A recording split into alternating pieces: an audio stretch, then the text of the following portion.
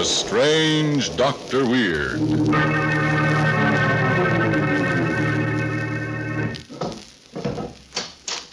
Good evening.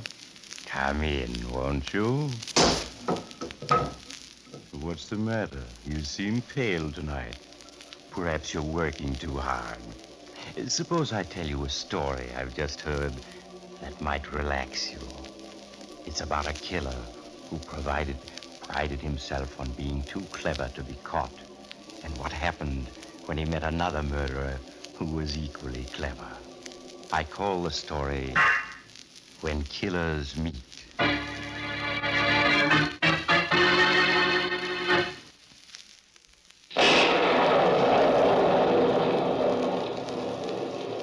My story begins in a small Midwestern city. It is late afternoon, and two men are crouching in the shadows of an alley in the downtown section. They are Nick Randolph, clever jewel thief, and his companion, Mike Nelson. And they are being hunted by the police. Nick, listen. Those patrol cars, they're all around us. Nick, we're trapped. I'll get us out of it. Have I ever slipped up yet? No, but you did this afternoon when you plugged that jeweler. Oh, what did you have to kill him for? Because he saw me substitute that phony diamond for the real one. His testimony could have sent us to the pen for 10 years. Yeah, and now he's dead.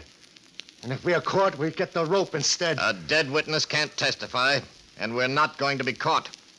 Once we get hold of a car, I know every back road around here. I can get us onto one where they'll never dream of looking for us. Yeah? And where are we going to get a car? We're going to have one inside of 1 minute. Look at that guy walking this way. He's taking keys out of his pocket. He's going to unlock that car parked there at the end of the alley. Here he is stopping. And it's his car, all right. Come on, follow me. I'll handle this. Okay, Nick. Oh, excuse me, sir. Yeah? What is it? A gun. What is this, a hold-up? Not exactly. Call it an emergency borrowing. All right, Mike, pick up his keys. We're on our way.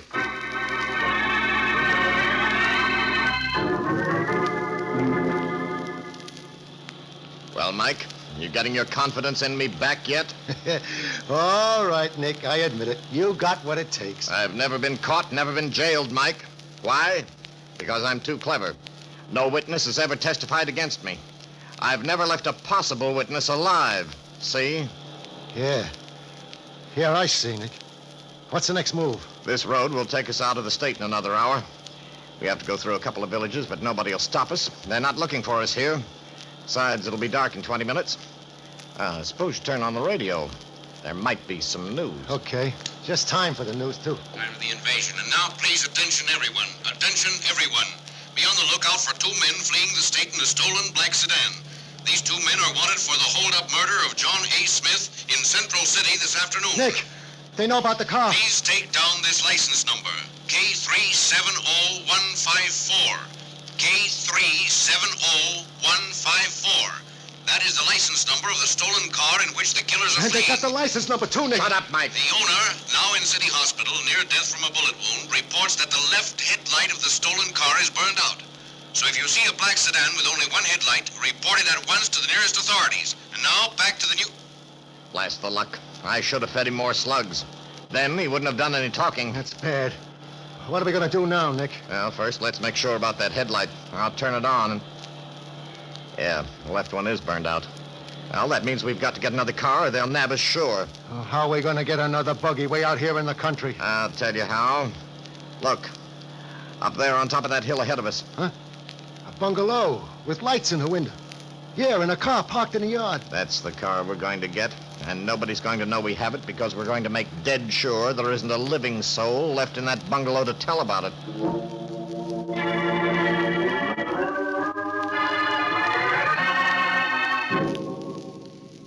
Hardly 2 minutes later, the two men stopped their car in the driveway outside the little bungalow and stared with hard eyes toward the brightly lighted windows. Well, here we are. See anyone around? No. Everybody must be inside. What's our play? We'll go up and knock, pretend we've lost our way. Get inside, then make sure we have everybody in the house spotted. And then we start blasting, huh? That's right. And this time there'll be no slip-up. Okay, let's go.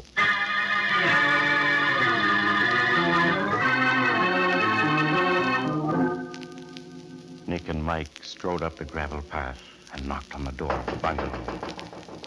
A little man, whose face was twisted by horror and remorse, opened it for them and then startled them by crying out. Sheriff, you're here. Thank heaven you came so quick. What the... Sheriff, what do you mean, Sheriff? Sheriff, I didn't mean to do it. I really didn't mean to do it. Nick, what's the guy talking Here, about? Sheriff, take it. Please take it. It's a poker I killed her with. A bloodstained poker. She's been nagging at me all day, telling me what a failure I was. How sorry she was she ever married me. And then I hit her. She fell and there was blood all over. Say, what is this, Nick? Mike, look. Good grief. It's a woman lying on the floor at the foot of the stairs. And there's blood all over her hair and on the floor beside her head. Yeah, don't you get it? We've stumbled onto a murder. This little punk has just killed his wife. Doctor, with all your experience, what is the first thing you notice about people? Whether they're living or dead. Well, that does make a difference, doesn't it? And you know, Doctor, I noticed the same thing, only with hats, not people. Some hats look alive. Some are dead. A hat that stays lively and in fine shape a long time after it's been bought will naturally make the rest of your clothes look worlds better. A colorless and dead-looking hat can kill the good effect of even the most fashionable apparel. Hats can make a difference. Gentlemen, wear a smart-looking hat that will keep its shape and help you look your best. Wear an Adam hat. They are made of fine, quality material, tailored and blocked in the latest styles. And an Adam will fit your head perfectly. You're not always tugging at the brim and adjusting the crown. Remember the name, Adam. An Adam hat does make a difference. Now, back to the strange Dr. Weird.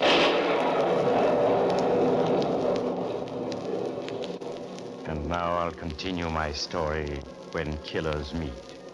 For a minute, Nick Randolph and Mike Nelson, startled by stumbling onto a murder in the very house where they had planned to eliminate all the residents and steal another getaway car, could only stare at the dead woman lying in the hall and at the little man blurting out his pitiful confession. I didn't mean to kill her. I didn't, I tell you, I didn't. Then brutally, Nick grabbed the little man and shook him. Listen to me. You hear? Listen to me. Yes, Sheriff. What's your name? Harry Williams. But I told you that over the phone just now when I... Yeah, I know, but now let me get this straight, Williams. Your wife's been nagging you all day. So just now you hit her with a poker, is that it? Yeah, I just couldn't stand her nagging me anymore. Something in me snapped, but I didn't. Now, get control of yourself. You say you telephoned the sheriff 20 minutes ago? Yeah, but aren't you the sheriff? No, I'm not the sheriff. I was just passing, see? The sheriff will be here in a minute. Now, you sit down and wait for him. Wait for him? Yes, I'll stop in town to make sure that he's coming. Now, you go back in and sit down. Go back and sit down? Yes, that's right. All right, if you say so. Nick, what is this? Don't you understand? This guy's a murderer.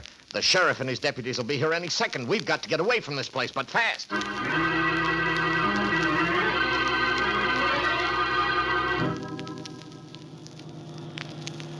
But Nick, I still don't get it. Why didn't we bump him off? Why didn't we even take his car? Because we didn't have the time, you dummy.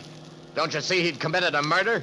He'd sent for the cops. If we'd hung around even a minute more, we might have bumped into him. Yeah, and that's the last thing we want to do now, to bump into any cops. As it is, with the sheriff hustling out there to pick up this Williams guy, he won't be thinking of us. We can get into the next town, maybe pick up another car there. But the one place we had to get away from fast was that house back there with that dead woman in it. Sure, I see that now. And Nick, Nick, look, down the road. A car pulled right across the road. And a bunch of guys with rifles. A trap. Well, we're not stopping. We're not going to be caught. Yeah, what are we going to do? I'll swing it around it. I'll hit the ditch. Hold on. Here we go. Nick, they're shooting at us. Well, hang on. We're going to make it. No, look down, Nick. That tree. We're going to hit it.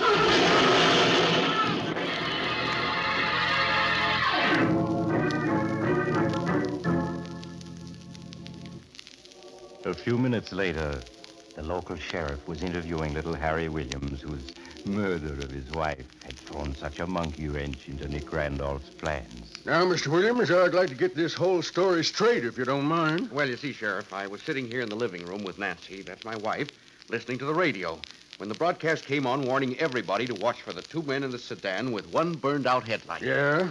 And that instant, I happened to look out the window there.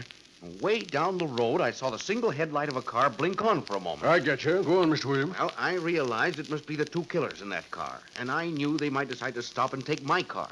Now, if they did, I was sure they'd kill both Nancy and myself, so we couldn't warn anybody. Right. Why they didn't do it, I still don't know. Well, you see, Sheriff, it's like this. Nancy is recovering from a broken leg, so we couldn't run out of the house and hide. Yeah? Yet, if we stayed here, the two killers might murder us. I had to think fast because it was a very tight spot. I'll say it was. So I quickly carried Nancy out and put her down on the hall floor. I told her to play dead. Then I emptied a bottle of ketchup on the floor in her hair to look like blood. Yeah. Now, when those two killers knocked on the door half a minute later, I opened it and pretended to be a man who had just killed his wife in a sudden rage. Holy smoke. Yeah, I told them I just murdered Nancy and phoned you to come at once. They thought Nancy was really dead and that you and your men were actually on the way. So they turned right around and got away from here just as fast as they could. Well, I'll be darned. You see, I figured to myself, that when a killer is trying to escape, the one individual he most wants to avoid is another murderer whom the police are closing in on. Yeah? And they were so anxious to give me a wide berth that they never even touched me. As soon as they left, I phoned you. You set the trap for them. Yeah, well, I guess everything worked out pretty well. Why, it worked out perfect. Say, Williams, with an imagination like yours, you ought to be a detective story writer.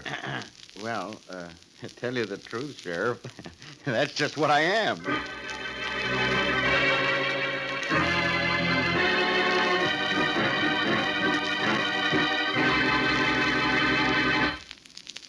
So that's what happens when one killer meets another. He gives him as wide a berth as possible. Only, of course, poor Nick was fooled. Harry Williams wasn't really a murderer at all. Now, what would have happened if, instead of being just a make-believe killer, little Harry had really been the real thing? Do you suppose that... Oh, you're leaving now. I'm sorry. I hope you'll drop in again soon. Just look for the house on the other side of the cemetery. The house of Dr. Weird.